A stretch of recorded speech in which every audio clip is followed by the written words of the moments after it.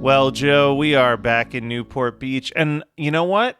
I've got to tell you, pleasantly surprised this episode. I feel like episodes 1 and 2, there was a lot of drama, more drama than I was a fan of keeping track of. But this episode, it's in that good spot that I love, where it's kind of digestible.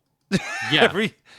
Everything that's happening is very digestible, which doesn't sound like the biggest compliment in the world, I guess, as I say it out loud, but I really do mean it as a compliment. Yeah, it is. I had to stop myself these 2 episodes from watching more, because before you know it, I'm going to binge it. And it's these 2 episodes that kind of kick off why I love season 2 so much. It's a real... So let me ask you a question. Mm-hmm. So season 1, Mm-hmm. I feel like if I had any complaints, it would be that it was just nonstop, over-the-top teenage drama bullshit to like a point where it was becoming exhausting. Mm-hmm. These 2 episodes were way more lighthearted, and we would occasionally get episodes like this in season 1. But this week's episode, next week's episode, were just like, they were just like comfy. They were comfy watches. Is season 2 a little bit more comfy watch stuff, or should I still emotionally prepare myself for a lot of like screaming at the television stuff as well? Yes, it's both. It's okay. There's stuff that's like comfy and kind of quirky, reminding like the producers remember that this is like a teen drama. Mm-hmm. Like there was such high like stakes in the first season that we kind of we get that still in the second season for sure, especially towards the end. But we're kind of like easing ourselves into that a little bit. Fair. Okay. I can live with that. I'm excited. Joe, I can't believe I'm saying this. I'm literally excited for what happens next. Like I'm on board. I'm thrilled right now. So let's start this episode. Right out the gate, we find out Caleb's been arrested. Hell of a headline in the newspaper letting us know about that. And you know, here's something I'm going to say about this episode, and I'm going to say it next week as well. They're really nailing these cold opens. They're just such a quick, fun, fills the audience in with everything that's happened up till that point, and then like into the boo-doo-doo-doo-doo, and it doesn't feel like a huge dramatic shift. It's like so far they've really been these upbeat, funny kickoffs. I actually literally wrote the whole cold opening this episode is just top tier writing. And for this one, it's that Ryan and Seth are discussing it's not even a discussion. Ryan is basically telling Seth, Summer's correct. Mm-hmm. You are self-absorbed. Yep. You are self-centered. Everything comes back to you. And Seth keeps declaring that he's going to stop doing that. He's going to be a new man. But then literally any time that Ryan changes the conversation, Seth immediately brings it back to himself. And then like can't believe that he can't control himself better. It's almost as if they are listening to what the audience is saying about how whiny Seth is. Now, so spoiler alert for next week. The whole chunk of this episode is based on like this is going to be a new Seth Cohen, new era of Seth Cohen. He's not going to be the spoiled Seth Cohen anymore.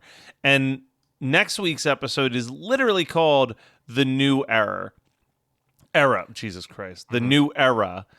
But like I can already tell it's just the same old Seth Cohen bullshit. Like, Joe, can I strap in for there to be some beautiful growth with Seth Cohen where I go, man, now he's become a really, truly likable character? Or much like when you watch any sitcom, is it just going to be the hard reset back to spoiled brat Seth Cohen until the bitter end of this goddamn show?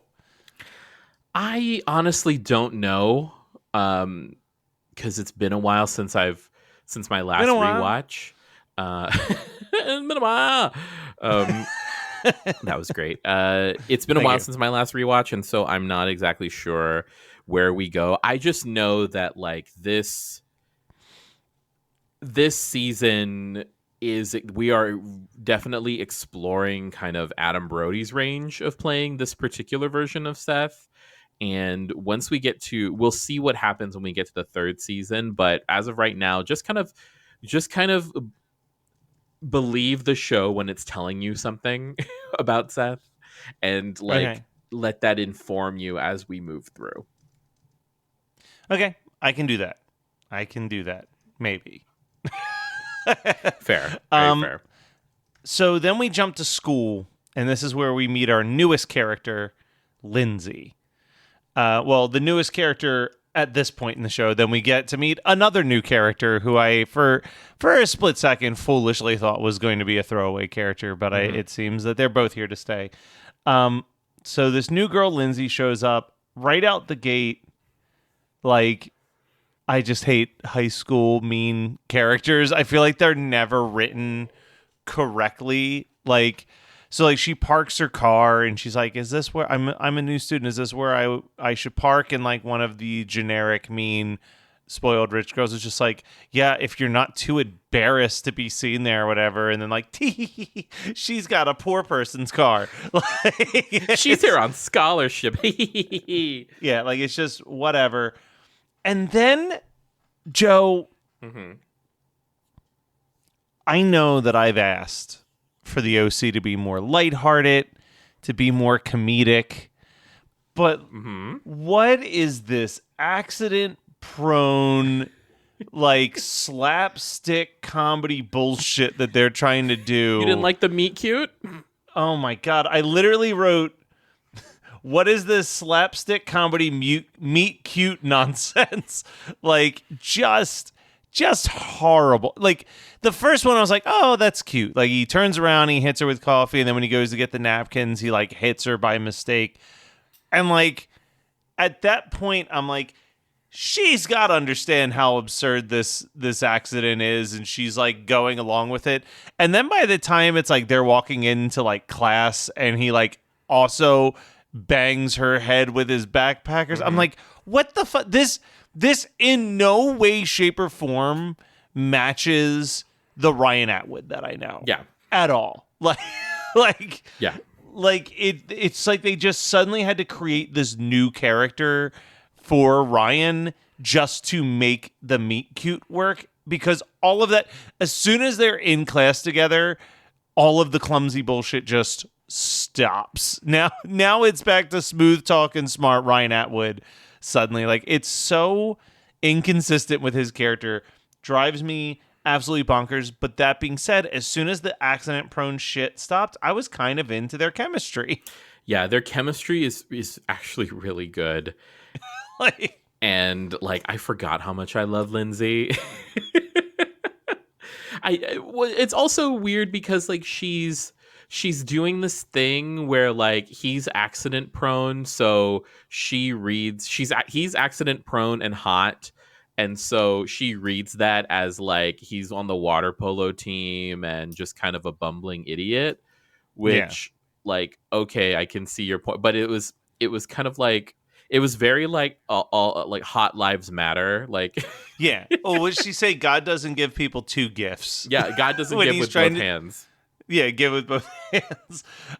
So that's where we at. That's where we're at with with Ryan, is that he's met this girl Lindsay.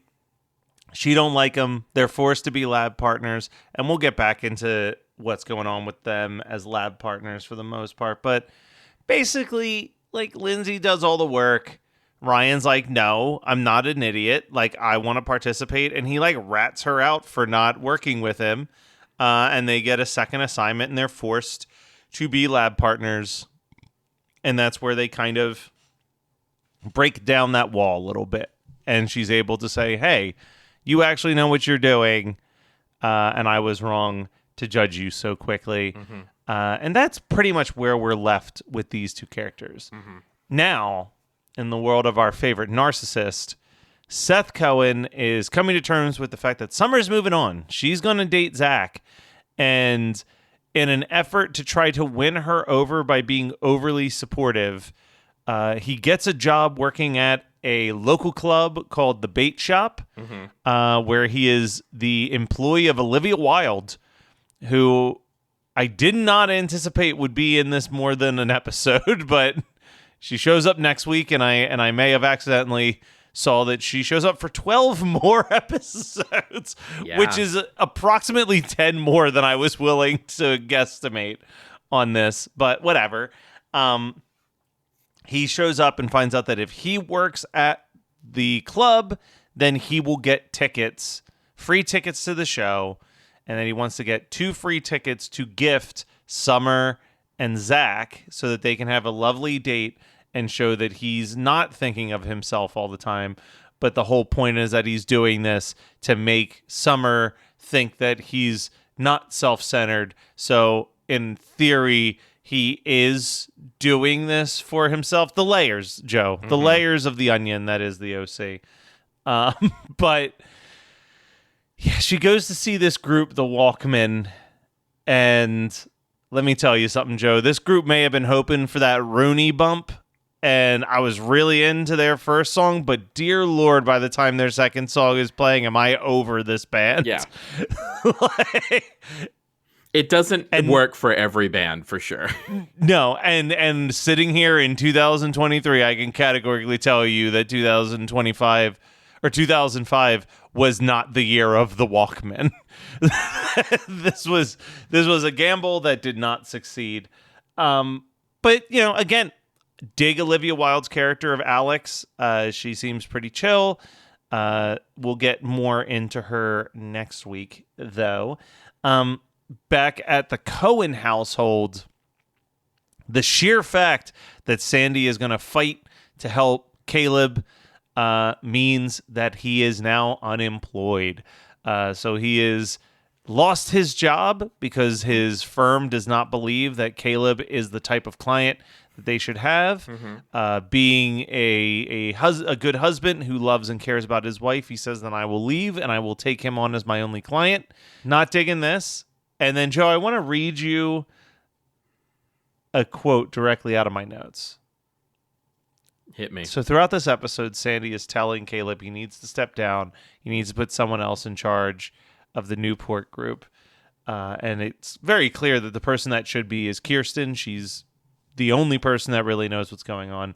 So Caleb makes a giant decision. He sits there with the family and he says, I've made a decision to step down. And the new person in charge will be Julie Cooper. And I wrote, sweet. Julie Cooper will be the CEO of the Newport group. Is this the episode where I'm supposed to start liking her suddenly, Joe? Question mark. No.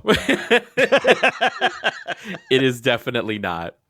91 Donkey Lane is a magical apartment complex that contains immense power but lacks intelligent inhabitants. What is happening? I'm getting texts. Why are we getting a lot of texts? People found out what we did. Oh, dividing Mike Myers into an infinite amount of tiny Mike Myers?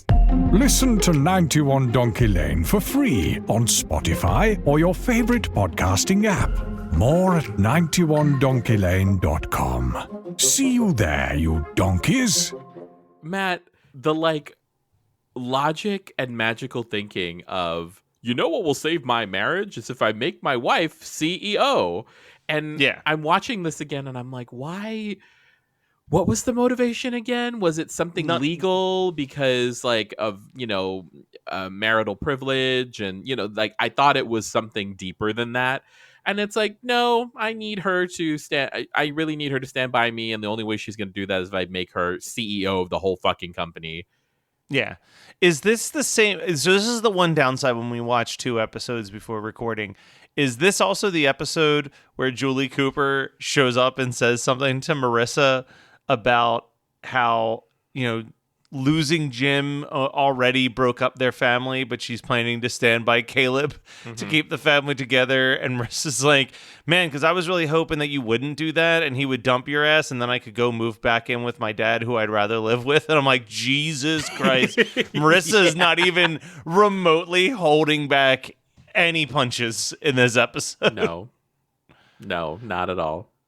Well, she's also like, I needed to go to the montage, or whatever the fuck. I left my seaweed wrap when I saw the news. It's a good. This is such a fun episode, and I actually think next week's episode is even more fun. Like this was after the post Oliver slog that we sat through with like the end of season 1 and the beginning of season 2 kind of wrapping up those loose ends. It really was like every episode was like, oh God, I gotta hit play again on the next one. This one I could not wait to hit play next. And then when next week's episode ended, I was like, no, like I want it more. I want it more OC goodness. If it keeps this tone and vibe, of course I'm in. And from everything I've heard, it only goes up from here until the final episode. There's not a single dip in quality or anything to be seen. So I think the people have been waiting for me to fully embrace and love the OC. Like, it's just around the corner, y'all. Like, I will be devoted into this being the best written teen drama in history. You're saying a lot of things that it sounds like sarcasm. I cannot tell, and I love care. Speaking of, it sounds like sarcasm. Great dialogue exchange. I wish I had written it down verbatim, but there's a dialogue exchange between Ryan and Lindsay when they're fighting, and she says like, "I don't ever want to speak to you," and he's like, "Oh man, but I was so excited to speak to you," and she's like, "Well, I'm not." And he goes, "Well, I was being sarcastic." And she said, "And I'm not." Like a second, I was like, love it. That's the OC writing I've heard about. Like, that's good writing. Even when Lindsay like kind of pseudo apologizes and he's like, and Ryan's not, he's like, you have to say the words. like I'm like, I love that for Ryan. I love that he's just like, no. You don't treat me like crap for the entire week and then just be like, so I guess you're not as awful as no, say, I'm sorry that I judged you. You're another poor child from Chino and I should respect you as my soulmate. It's a testament to Ben McKenzie's acting ability, right? Because not only is he kind of the dark brooding main character lead of the series, he also has like the comedy chops and the timing and that all of that to work into it. He's probably the best utility player on the show, I think, in that sense, because he really does. Of all the other characters, like Seth Cohen clearly carries, like we'll say Adam Brody this time. Adam Brody specifically can carry the comedic beats a little bit better than when he tries to carry the dramatic moments, which he doesn't get a ton of them, but like when his character is supposed to be sad, it's kind of whatever. I would actually say the same thing for Marissa, which is unfortunate because she has more dramatic beats than comedic beats. Yeah. And I just can't buy most of her dramatic beats. Summer I would put in that same category as well. Really way better with the comedy than the drama. Yeah. But yes, Ryan, the actor playing Ryan, whose name I just completely blanked. Ben McKenzie. Ben McKenzie. Ben McKenzie really does balance both of the needs pretty smoothly, at least amongst the kid actors. I would say that obviously Sandy Cohen juggles both pretty well, although again, he's got an easier job. He's the lighthearted like hero of every situation. He very rarely has to play the person in the wrong or the bad guy very much so far. So we'll see. I don't know. Anything could change, but all in all, I mean, we don't do rankings on this episode, on this show. We don't do scores or anything, but I will say this ranks high in my memory banks as an episode that I have enjoyed. So now I think it's time to talk about music, because I noticed something, Joe. What did you notice? It took until the next week's episode for me to fully lock this in. Seth working at this venue is the way that they're going to introduce a band every single week on the OC for the foreseeable future, aren't they? Pretty much. And because of that, there is definitely also a direct correlation with the music of the episode. I mean, the numbers just have skyrocketed since we've entered season 2. They clearly knew that people were tuning in for some sweet tunes. So let's go through everything that happened in this episode musically. In the opening scene, we're hearing On the Table by A.C. Newman. Side note, A.C. Newman has a phenomenal cover of Take On Me that is worth checking out. Assessment by the Beta Band shows up when Lindsay first gets to the school. No Yes No by Pet plays when Summer and Marissa are talking about their boy troubles. Faded Beauty Queens by the Thrills play when Seth finally earns his tickets. Little Houses of Savages by the Walkmen is the first song we hear them playing. What's in It for Me by the Walkmen is the second song that we hear playing. And then at the end of the episode, we hear Worn Me Down by Rachel Yamagata. Joe, there was not a lot that I loved musically in this episode, especially compared to what we get next week. But did you have a song that jumped out at you as the song of the episode? Worn Me Down. I think that's fair. That's fair. It ties up all the storylines. It's beautifully used. Yeah. I'm trying to do this thing where I don't just pick the final song because that's like the point of it, of the whole. Listen, Joe, if I know you the way that I think I know you, I don't think that next week you're picking the last song. I think that there is a clearly better song than what was used as the last song. I'm actually shockingly, as much shit as I talked on the Walkmen, I really liked that first song. When that first song started playing, Little Houses of Savages, I was like, oh, have I just discovered my new favorite band? But it was that second song, the What's in It for Me, like slow ballad. I was like, nope, I'm out. Nope, not mine. Thank you. Please take this back. No, thank you. But yes, that last song, Worn Me Down is also very, very good. But Joe, we're not totally done our show just yet, because much like Newport Beach has the bait shop, a spot where people can come and indulge in the newest and greatest of pop culture, we have a little spot on our show where we can indulge in any time period of pop culture. So what have you been watching, listening to, reading, whatever that you need our audience to know about? I recently started Jury Duty on it's a delight on Amazon Prime, and it really is. That guy is so like wholesome. Yes, they couldn't have rolled a better dice on like a guy to do this show with. And he just has like the purest. He's like a pure human being, and is like, in many ways, like a very true neutral to a lot of the chaos that's going on around him.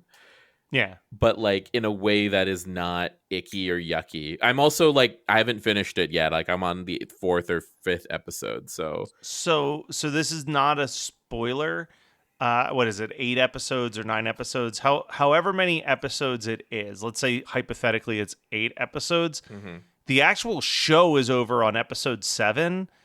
And episode 8 is a delightful, like, behind the scenes on how they pulled off the show. Oh, awesome. I was like, man, we're really taking the premise of Joe Millionaire. No, not Joe Millionaire. What was you know what I'm talking about? I mean, Joe Millionaire was one of them for sure. Joe Millionaire was the one where it was just an everyday guy that they told everybody was a millionaire. No, but like, you know which one I'm talking about, right? Like Average Joe, I think is what it was Average called. Joe. Yeah. Yeah.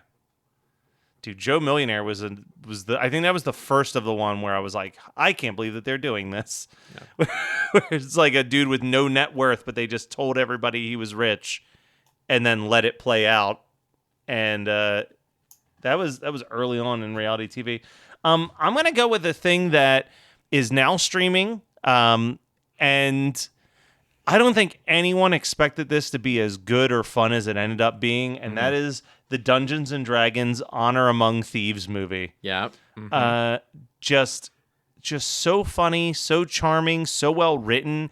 If you've ever played D&D, the attention to detail that they do is phenomenal. What I loved about it was John Francis Daley co-wrote it. Yeah, Sam Weir. Like, that dude loves D&D. Yeah. There's no way. Did you see the Freaks and Geeks reunion trailer that they made for that? No. When it was in theaters? They did a teaser trailer that showed you none of the movie, where it just cuts to the interior of the Weir house, and it's him, Sam Levine, and Martin Starr dressed as their characters from Freaks and Geeks, and they're finishing up a game of D&D and talking about how great of a campaign it was. And then Sam Levine just like, man, I feel like we've been playing that game for 30-something years. He's like, yep. And he's like, that was a really great campaign. Someone should make it into a movie. And then Sam Weir's like, who would watch that? And then it just cuts to like Dungeons and Dragons will Honor Among Thieves in theaters this summer or whatever. That's like, awesome. it was so perfectly done. And also perfectly done, episode 3 of season 2 of the OC. Joe, no sarcasm. I have so few notes on this episode. This episode was I told perfection. you, season 2 is where it's at. Listen, right now, season 2 is 3 out of 4 as far as successful episodes in my book, and that's I feel like season 1 had like 5 episodes that I'm like, those were great. So we're off to a beautiful start. They find their footing for sure. They find their footing, and then I'm told they lose it the next season almost instantaneously. But hey, Joe, we'll be back next week with so many more white people problems.